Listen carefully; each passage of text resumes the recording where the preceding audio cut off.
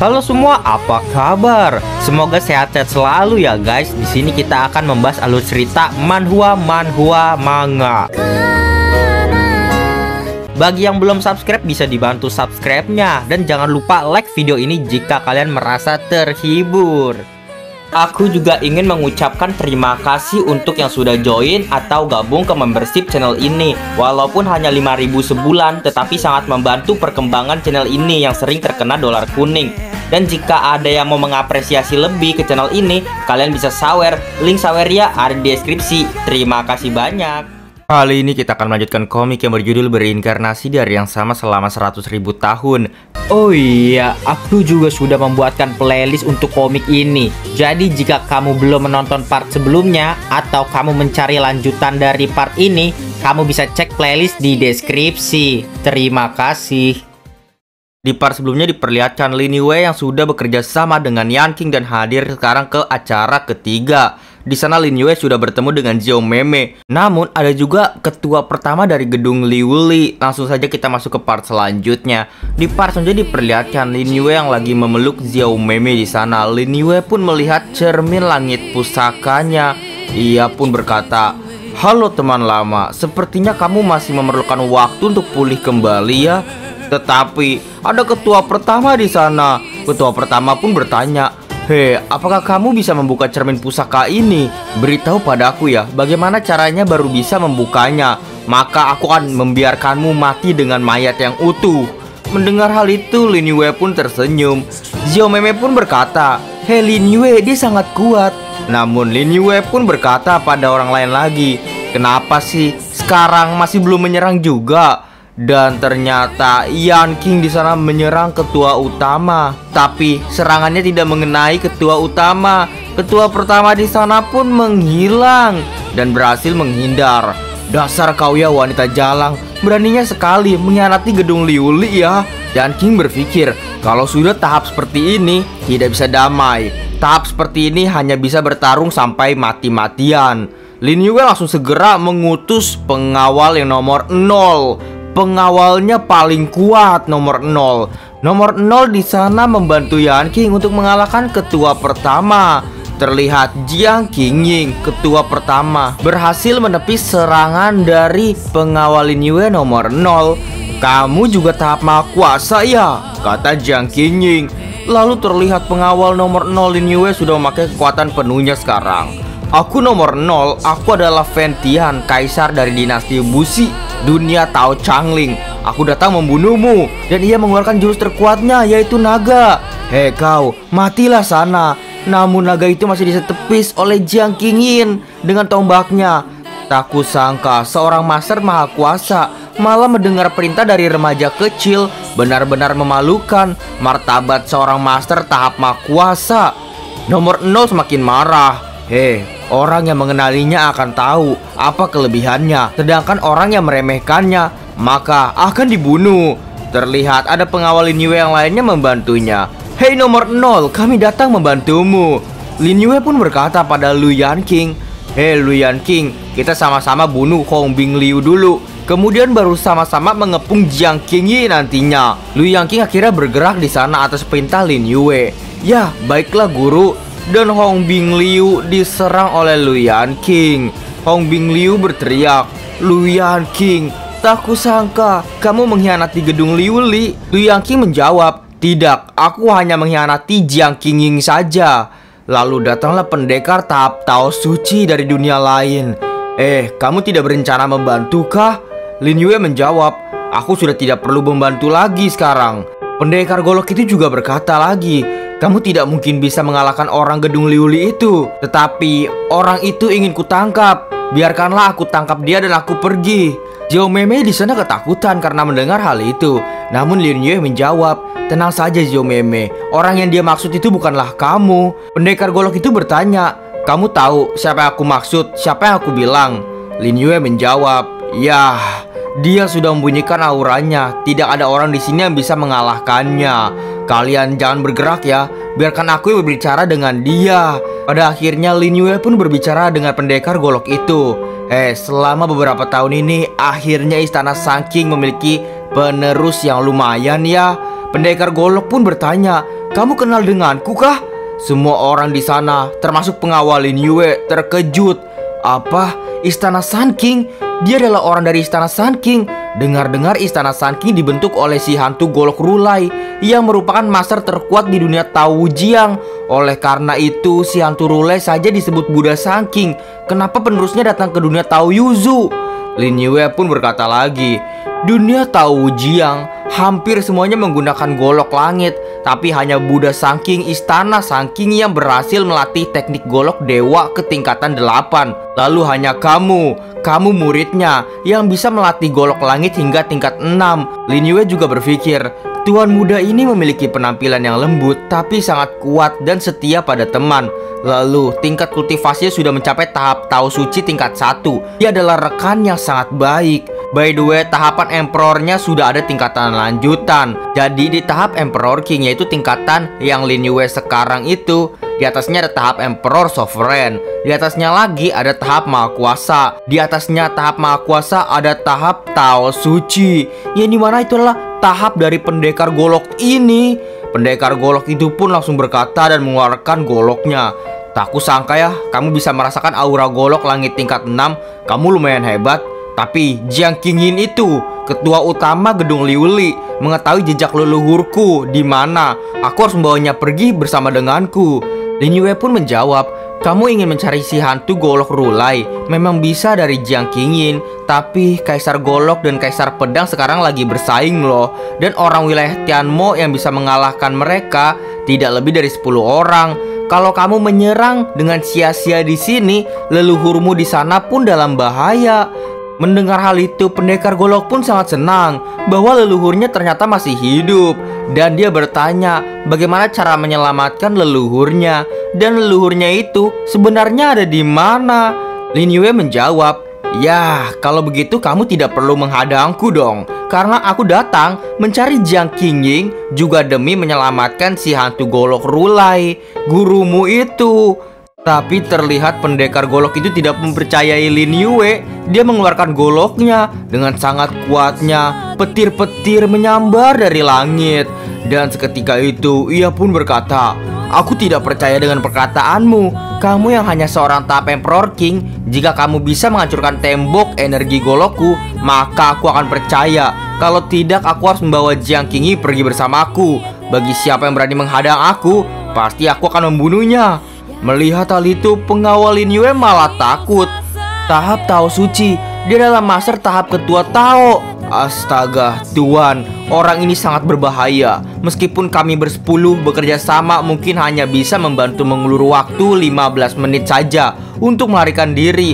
Iya tuan, tembok energi golok tahap suci tingkatan 6, bahkan si nomor 0 pun juga tetap tidak bisa menghancurkannya. Tuan, jangan bertindak gegabah, nyawa lebih penting. Namun Lin Yue mengeluarkan jurusnya di sana. Ia berkata pada para pengawalnya, kamu lihat ya baik-baik, jangan khawatirkanlah aku. Lin Yue mengeluarkan jurusnya dengan menggunakan tangan kosong dan terlihat jurus itu melayang. Tetapi pendekar golok di sana pun panik.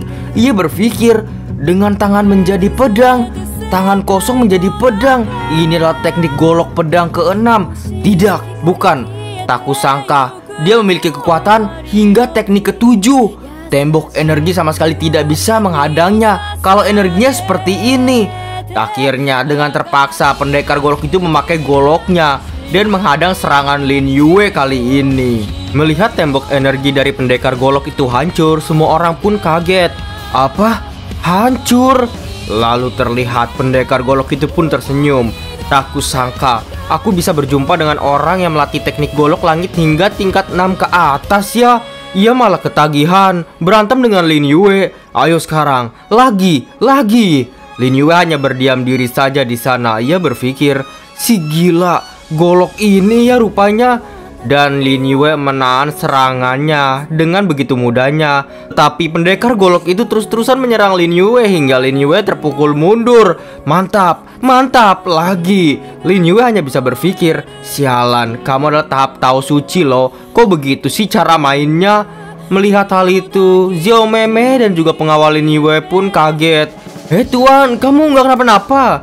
Lin Yue pun hanya berkata, Sepertinya aku harus mengeluarkan kekuatan asliku ya. Dan terlihat Lin Yue hanya memakai 2 jarinya memberhentikan serangan dari pendekar golok itu. Pendekar golok itu pun berkata, "Aku sudah percaya denganmu karena kamu bisa melatih golok langit hingga tingkat seperti ini." Lin Yue langsung menjawab, "Aku tidak melatih bukan hanya tingkat 7 loh. Aku juga bisa tingkatan ke-8, tingkatan ke-9. Bagaimana melatihnya nanti aku akan beritahu padamu." Lin Yue juga berpikir, si gila golok ini sudah kembali normal ya. Aku hampir saja mengeluarkan kekuatan asliku. Pendekar golok itu bertanya, "Kamu pandai golok langit tingkat ke-9? Lalu Lin Yue menjawab, "Ya iyalah, lalu golok langit itu bukan hanya ada 9 tingkatan, tapi ada tingkatan lebih." Mendengar hal itu, pendekar golok di sana pun pergi. "Aku akan percaya padamu sekarang, tapi jika terjadi sesuatu dengan leluhur, aku pasti tidak akan mengampunimu seumur hidup." "Ya, kamu tenang saja," jawab Lin Yue. Lalu terlihat tangan pendekar golok itu berdarah dan gemeteran ternyata selama ini. Dia pun berpikir, "Tak kusangka dia hanya seorang tahap Emperor King bisa melukaiku. Benar-benar sangat menakutkan." Lin Yue hanya berkata pada pengawalnya, "Sekarang bawa Jiang Qingying pergi." Terlihat Jiang Qingyi, ketua utama dari gedung Liuli, sekarang sudah ditangkap rupanya. Pengawal nomor 0 berhasil menangkapnya. Pengawal di sana bertanya, "Bagaimana dengan Kui Huang, Tuan? Dan yang lainnya?" "Ya, bunuh saja semuanya," jawab Lin Yue. Diperlihatkan Lu Yanqing datang ke hadapan Lin Yue. "Guru, semua murid gedung Liuli sudah bersedia mengangkat sebagai ketua." "Ya, baguslah. Sekarang bunuh semua orang yang pernah melukai dan menghina Li Jun Zhou Meme." "Ya, baik guru." Lalu Lu Yanqing menyuruh semuanya, "Hei pengawal, bunuh semua orang yang pernah melukai ibu guru ya." Mendengar hal itu, Zhou Meme pun memerah mukanya bertanya, "Apa aku ibu guru? Kamu jangan sembarangan berbicara ya." "Ya sudahlah, masalahnya sudah berlalu, sisanya serahkan padamu ya Lu Yanqing untuk menyelesaikannya." "Ya baik guru," jawab Lu Yanqing. Lalu Lin Yue pun berkata lagi pada Zhou Meme, "Ayolah, kamu sudah waktunya mencapai tahap Emperor Sovereign sekarang." Terlihat di sebuah rumah di sana. Lin Yue di dalamnya. Ada juga Zhang Qingzu di sana diberikan sebuah pil oleh Lin Yue. "Guru, orang gedung Liuli sudah membawa cermin langit pusaka dan api 9 warna." Lin Yue berkata, "Sepertinya Lu Yanqing adalah orang yang bisa dipercayai ya. Letakkan saja bendanya di atas meja. Dan ini adalah pil Emperor King. Kamu menerobos tahap Emperor King tingkat 3 saja dulu sana, Zhang Qingzu." Zhang Qingzu pun pamit dari sana pada akhirnya. Terlihat Lin Yue seperti menarik sesuatu. Rupanya Lin Yue menarik Zhou Meme dari bak mandinya dan terangkat terbang ke atas. Lin Yue segera menghampirinya. "Lukamu sudah hampir pulih dengan pemandian obat ini. Selanjutnya aku akan membantumu melancarkan peredaran darah ya." Zhou Meme pun ditotok oleh Lin Yue di badannya. Setelah menotok Zhou Meme pun bertanya, "Hei Lin Yue, apa rencanamu selanjutnya?" Lin Yue menjawab, "Aku datang ke dunia Tao Yuzu ada 2 tujuan sebenarnya. Pertama adalah menyelamatkanmu, kedua adalah menyelamatkan si hantu golok rulai." Heranlah Zhou Meme, "Kenapa kamu harus menyelamatkan si hantu golok rulai?" "Ya, si hantu golok rulai adalah salah satu master kuat daerah Tianmo. Dia bukan hanya bisa membantuku menghadapi ketua Tao Changyuan, juga bisa membantuku menahan serangan ketua Tao Biluo.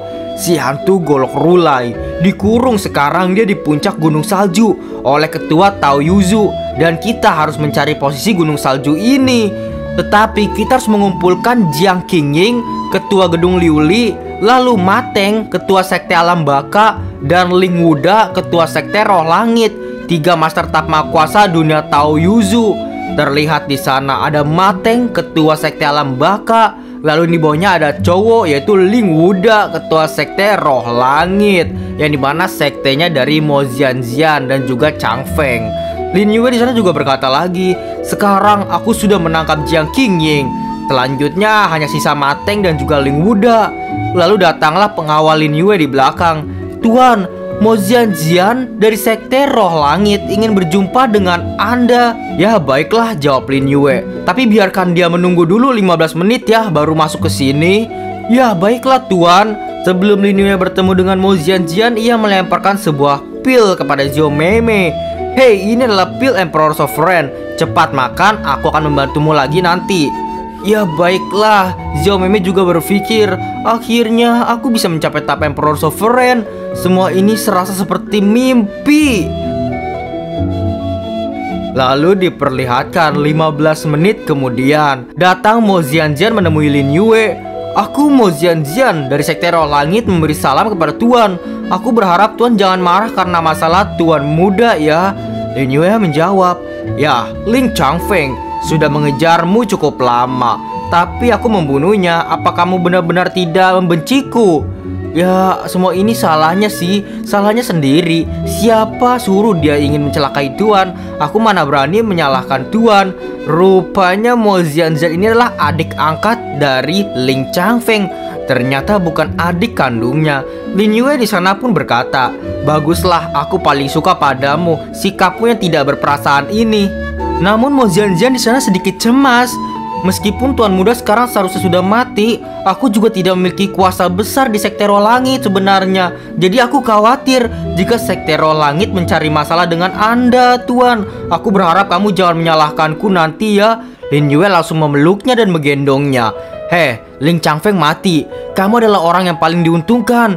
Lalu kamu memiliki kesempatan lebih besar di Sekte Roh Langit tahu. Tapi kamu terlalu kejam, bersikap tak berperasaan pada Ling Changfeng ya. Sekarang saat Sekte Roh Langit menghadapiku, malah tidak ingin terlibatkah kamu? Lin Yue pun segera mendekati wajahnya. Mo Zian berkata, semua ini salahku, aku akan mengabulkan semua permintaanmu deh.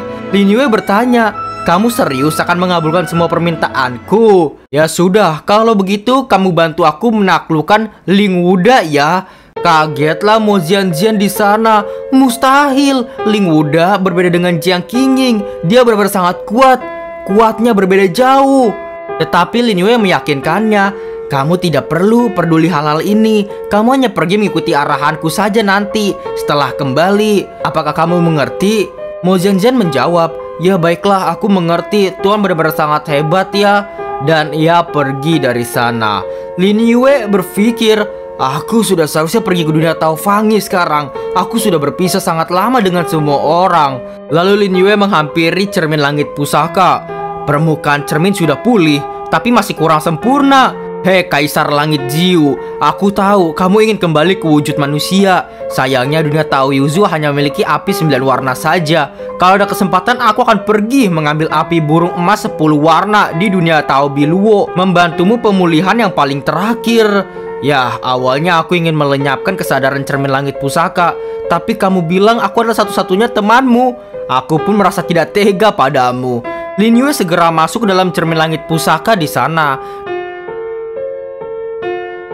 Di dalam cermin itu yang kita tahu ada dunia Taofangi yang sudah dimasukin ke dalam cermin. Satu dunia dimasukin ke dalam cermin, dan juga berserta teman-temannya Lin Yue. Lalu terlihat di cermin itu sudah berbeda sekali rupanya. Lin Yue berpikir, tempat ini sudah sangat berbeda. Qinji dan yang lainnya seharusnya berada di bagian pusat. Lalu Lin Yue melihat ke langit. Kalian benar-benar bercanda. Benar-benar di sini ya rupanya. Terlihat ke langit. Ada patung Lin Yue yang dibuat oleh mereka. Aku penasaran. Aku jadi ingin melihat apa yang sedang kalian lakukan di sana. Lalu terlihat King di sana yang membuat robot semakin canggih. Ketua pasti akan kembali. Sekarang yang harus kita lakukan adalah meningkatkan kekuatan robot ini. Diperlihatkan Yaoge di sana dengan minum-minumnya. Selama ini mabuk-mabuk juga dia. Yaoge berkata, aku tidak peduli apa yang kamu sedang lakukan menyelamatkan dunia ini. Tapi kenapa kamu begitu lama tidak kembali ke Sekte Didiao sih? Lalu terlihat Tetua Liu dan juga Tetua Long di sana berlatih. Hei Tetua Long, kamu bilang kapan ketua baru akan kembali?